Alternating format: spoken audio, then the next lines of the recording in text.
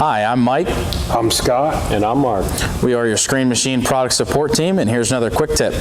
Today's quick tip is going to be on the 622TH. We're just going to talk about the engine compartment and filter location and engine oil fill and dipstick and stuff like that. So if you open these doors up on the side of the machine here, we'll start at this end. You're going to have your oil fill. You're going to have your breather filter for the crankcase. You're going to have fuel filter, oil filter.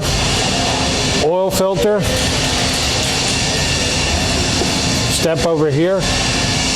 Right inside this door right here, you're going to have your engine oil dipstick, and you'll have your air filter location right here.